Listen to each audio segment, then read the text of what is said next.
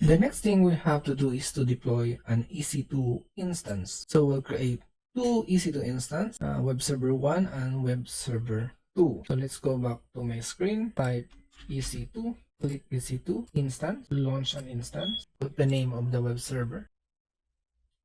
We will use Amazon Linux, and then we need to create a key pair. Create a key pair. We need to create a security group. Click edit, select the VPC,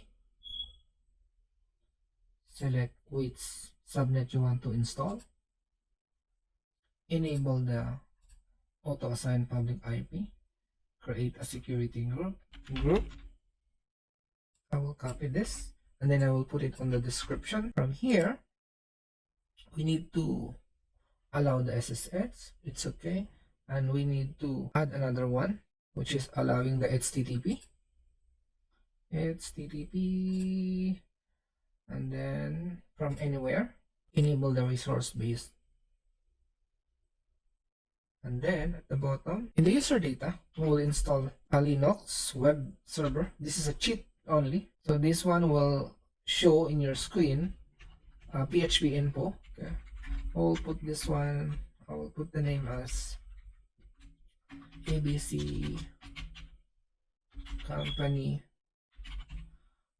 web server 01. We launch the instance, and another one we need to create an instance again, launch an instance. This is the second web server. We'll be using Amazon Linux. Everything is we will use as default. On the network we need to edit. On the key pair we need to select the key pair that we created. We need to select the VPC. We need to create the second subnet, which is the web server 2 subnet in the prevent availability zone. We will allow auto assign public IP. We will select the existing security group, and then on advanced make sure we will enable the resource base e-record and paste the user data so that it will be launching an web server. I will make it this one as ABC company. This text will show on the screen when you're trying to test. So the purpose of user data is to launch a small website that will show the PHP info, and also it will show this text so that we know during the testing that during load balancing it's moved the traffic from from server 1 to server 2. And then we'll launch the click on the instance. You will see we have two instances running right now. Since we already finished the installation of our two web server, we need to install the internet gateway so that we can test if we can reach the two web server from outside of our network. So let's go back to my screen. So from the VPC, you have to click the internet gateway, create an internet gateway, put the name of the internet gateway, and then create. Once you create the internet gateway, you need to attach to a VPC. Click attach the VPC, select the VPC, and then attach the gateway. Next, we need to create a route table. So click the route table and then create a new route. Then you have to select the VPC, then create a route table.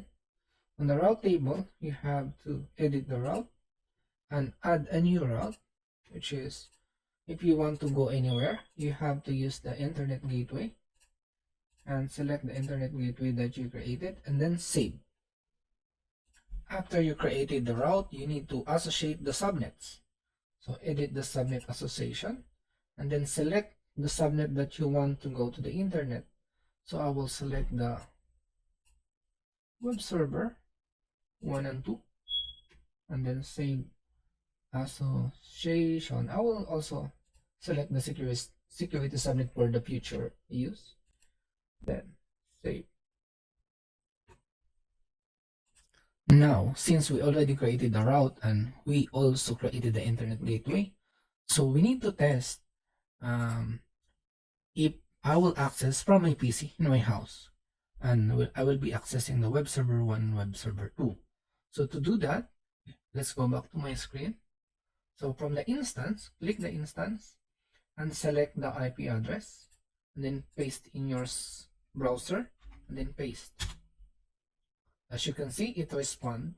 It shows to me the web server number 1. How about this web server number 2?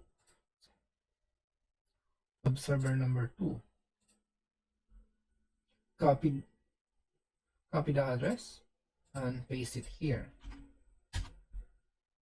As you can see, it shows web server number 2.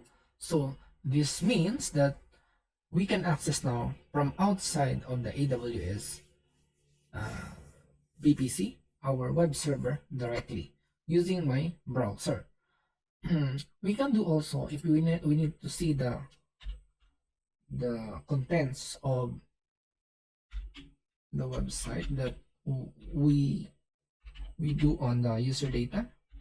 You just type this and it will show the Linux IP address and everything, the information. And the same also on the server 1. You can just type php info.php. So it will show also. Another thing, you can use also via DNS. If you will click the public IPv4 DNS, it will work as well.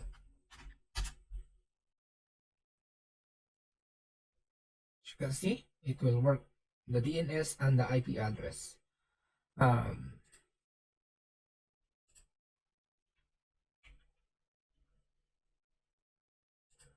We confirm that we can access the web server 1 and web server 2 directly from outside the VPC, and this proves that our configuration is working fine.